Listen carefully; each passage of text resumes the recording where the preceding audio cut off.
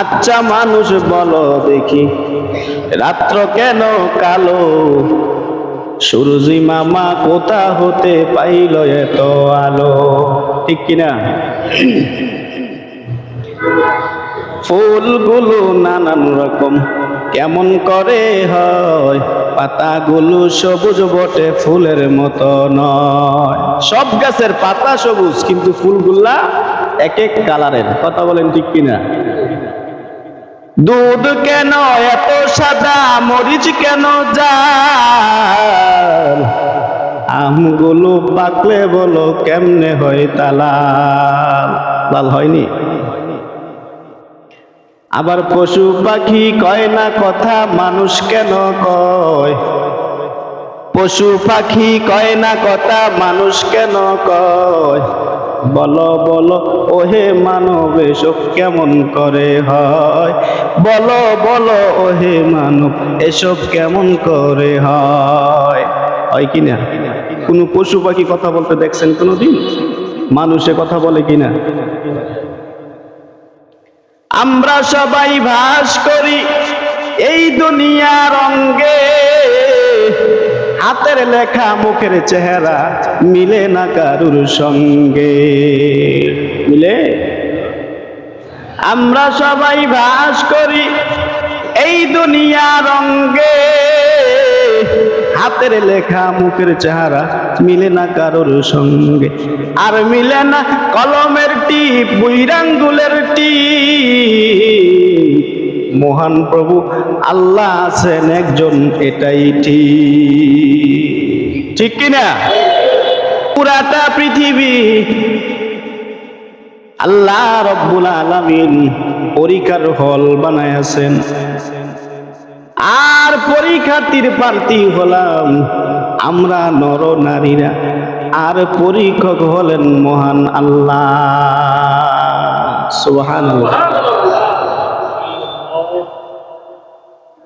যারা school college university মাদ্রাসায় লেখাপড়া করেছেন তারা বলতে পারবেন যে যখন পরীক্ষার সময় হয়, পরীক্ষার হলের মধ্যে যখন আমরা ঢুকি, আমাদের হাতের মধ্যে একটা প্রশ্ন দেওয়া হয়, সময় নির্ধারণ করে দেওয়া হয়। আল্লাহ রব্বুল আলামিন মুসলমান নর নারীদেরকে দুনিয়ায় পাঠাইছেন, পরীক্ষার স্থানে পাঠাইছেন। পরীক্ষার দুনিয়ার হলের সময় হয় যখন প্রাপ্ত বয়স্ক হয়, তখন থেকে আল্লাহ আপনার হাতে রাসূলের একটা নিদর্শন প্রশ্নপত্র আল্লাহ সবাইকে দিয়েছেন। ওই প্রশ্ন দেখে দেখে শুনে শুনে আমাদেরকে উত্তর দিতে হবে। হবে কি হবে না? আল্লাহ রাসূলের কর্তৃক একটা প্রশ্ন, শরীয়তের প্রশ্ন আমাদের এখানে আছে। ওই প্রশ্ন হলো দৈনিক 5 ওয়াক্ত নামাজ আদায় করা। ওই প্রশ্নের ভিতরে যাদের হজ ফরজ হজ করতে হবে, যাদের যাকাত ফরজ যাকাত দিতে হবে, ওই প্রশ্নের মধ্যে এগুলো লেখা আছে। এবার যারা প্রশ্নের মধ্যে ফেল করে তাদেরকে কি দুনিয়াতে দ্বিতীয়বার পরীক্ষা দেওয়ার সুযোগ থাকে, কিন্তু যারা একবার এই দুনিয়ায় আইসা ফেল করে কবরে চলে যায় আর উইটা আসার সুযোগ থাকে না। থাকে নাকি? দ্বিতীয়বার কি আল্লাহ দুনিয়ায় পাঠাইবেন? এও ভাই, দ্বিতীয়বার আল্লাহ পাঠাইবেন? এ মুসলমান ইমানদার নবীর আসে,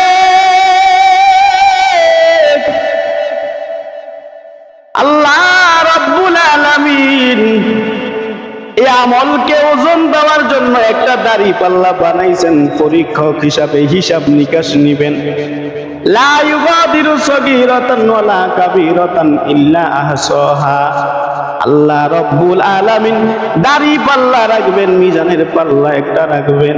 ওই পাল্লাটার মধ্যে আপনি প্রশ্নের যেই উত্তরগুলো দিয়েছেন প্রত্যেকটা উত্তরগুলোকে ওজন করবে ওই দাড়ি পাল্লাটার ভিতরে। হাদিসের মধ্যে দাড়ি পাল্লার বিষয় এসেছে, দাড়ি পাল্লাটা এমন বড় হবে যে এই দুনিয়াটা চাইলেও দাড়ি পাল্লার মধ্যে ওজন করা যাবে। সুবহানাল্লাহ। ওই দিন ওই দাড়ি পাল্লার মধ্যে, মিজানের পাল্লার মধ্যে আল্লাহ মাপবেন কে কতটুকু পরীক্ষা দিয়েছে, কার রেজাল্ট কেমন হয়েছে। যার রেজাল্ট ভালো হয়েছে তাকে জান্নাত, যার রেজাল্ট ভালো হয় নাই তাকে দিবে জাহান্নাম। বলি না আউযুবিল্লাহ। তাহলে আল্লাহ রাব্বুল আলামিন প্রত্যেকটা মানুষকে পরীক্ষা করবেন যে কোনো ভাবে, ভয় দ্বারা, সম্পদ দ্বারা, টাকা দ্বারা, সন্তান দ্বারা, মাল দ্বারা, নিজের সম্মান দ্বারা, সম্মান ছিনাইয়া নেওয়া, রোগ দিয়ে, অসুস্থ দিয়ে প্রত্যেকটা মানুষকে আল্লাহ পরীক্ষা করবেন। আর ওই পরীক্ষায় আমাদেরকে ধৈর্য ধারণ করতে হবে। কি ধারণ করতে হবে? ধৈর্য ধারণ করতে হবে। কারণ সুস্থতাও আল্লাহর নিয়ামত, অসুস্থতাও আল্লাহর নিয়ামত, টাকা আছে তাও আল্লাহর নিয়ামত, টাকা নাই তাও আল্লাহর নিয়ামত। আল্লাহর নিয়ামত মনে করতে হবে। আল্লাহ রাব্বুল আলামিন শুধু মানুষকে নয়, পৃথিবীতে 2,24,000 পয়গম্বর পাঠাইছেন। প্রত্যেকটা নবীরে আল্লাহ পরীক্ষা করেছেন। বলি সুবহানাল্লাহ। আমরা তো মানুষ, নবীদেরকেও আল্লাহ পরীক্ষা করেছেন। হযরতে আদম আলাইহিস সালামকে আল্লাহ পরীক্ষা করেছেন। 1 দিন, 2 দিন, 3 দিন পরীক্ষা করেন নাই, টানা 360 বছর আল্লাহ পরীক্ষা করেছেন। বলি সুবহানাল্লাহ। শুধু তাই নয়, এমন ভাবে আল্লাহ রাব্বুল আলামিন হযরতে নূহ আলাইহিস সালামকে পরীক্ষা করেছেন। 1 বছর, 2 বছর, 3 বছর নয়, টানা 960 বছর হযরতে নূহ আলাইহিস সালামকে পরীক্ষা করেছেন। বলি সুবহানাল্লাহ। 960 বছর পরীক্ষা করা কি সহজ ব্যাপার? 960 বছর দিনের দাওয়াত দিয়েছিলেন, তোমরা ইসলাম ধর্ম গ্রহণ করো, তোমরা মুসলমান হও, তোমরা আমি নূহ আলাইহিস সালামের ধর্ম গ্রহণ করো। তারা গ্রহণ করে নাই। 360 বছর দাওয়াত দেওয়ার পর মাত্র 40 থেকে 42 জন মুসলমান হয়েছে। যদি আমাদেরকে এই পরীক্ষা করতেন, এই তুমি যাও তোমার কওমকে দাওয়াত দাও, 1 দিন, 2 দিন, 3 দিন না দিলে তার ঘর বাড়ি উড়াইয়া গাঙ্গ ফেলাই দিলাম। কথা বলেন ঠিক কিনা? 360 বছর দাওয়াত দিয়েছেন, নামাজ পড়ো, দিনের দাওয়াত দিয়েছেন, ইসলামের পথে আস। 360 বছর পর আল্লাহর কাছে দোয়া করলেন, মালিক আর আমি পারি না গো আল্লাহ, আমার পরীক্ষা শেষ হয়েছে নি, এবার তুমি এই জাতিরে একটু ফায়সালা করে দাও।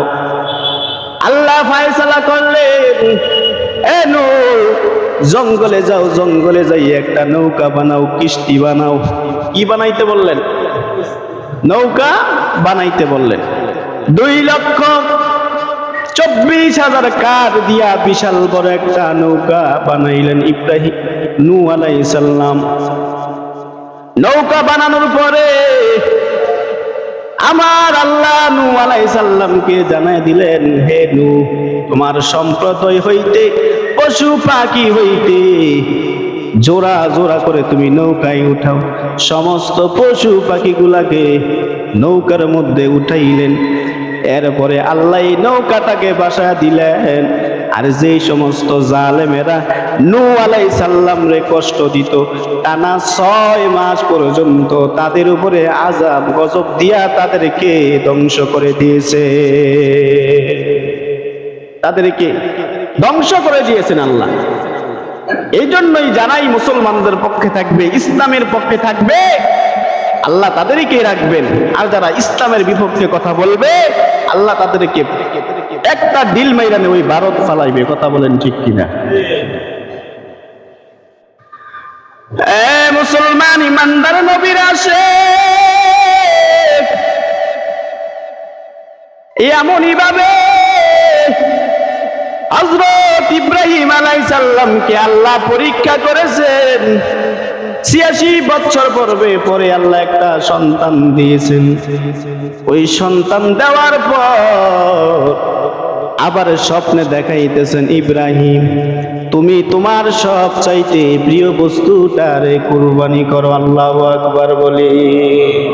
86 বছর পরে একটা সন্তান দিয়েছেন। এরপরে আবার স্বপ্নে দেখাইতেছে, ইব্রাহিম, তুমি তোমার সব চাইতে প্রিয় বস্তুটাকে কুরবানি করো। হযরত ইব্রাহিম আলাইহিস সালাম। এভাবে দেখতে দেখতে 3 দিন দেখলেন, আর 3 দিনের ভিতরে 300 উটনি কুরবানি করলেন।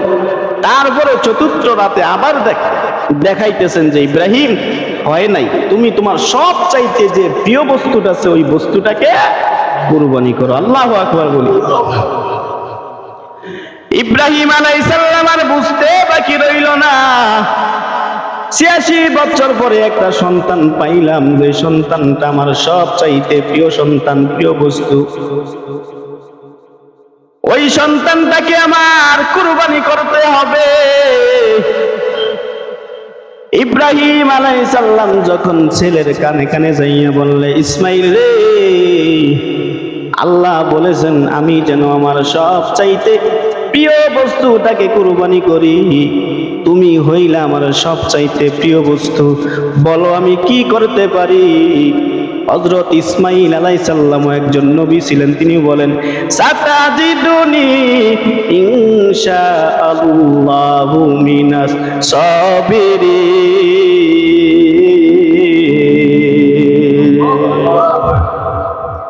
ইসমাইল আলাইহিস সালাম ডাক দিয়ে বলে, বাবা আপনি আমারে ধৈর্যশীলের কাতারে মাঝে পাবেন, আপনি আমারে ছুরি দিয়া জবাই করেন। হযরত ইসমাইল আলাইহিস সালামকে মিনা ময়দানে নিয়ে গেলেন। মিনা ময়দানে নেওয়ার পর লম্বা একটা তলোয়ার নিয়া ইসমাইল আলাইহিস সালামের গলার মধ্যে চালাইলেন। আল্লাহ বলে, জিবরাইল,